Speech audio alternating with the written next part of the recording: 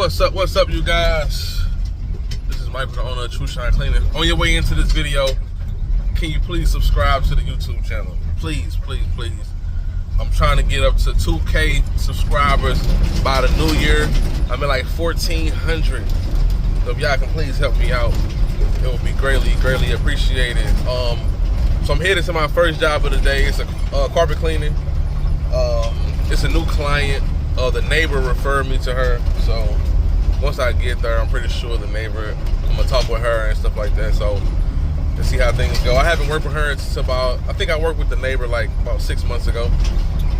So we're gonna see how things go. About 5 minutes out. Scheduled to be there at 10:30 this morning, so I'm on good timing. And I'll show you guys once I get there. Thank you. All right, you guys. Still in the footage video. So just got done doing the bedroom. About to just finish that room. Want to do that room, then finish the steps.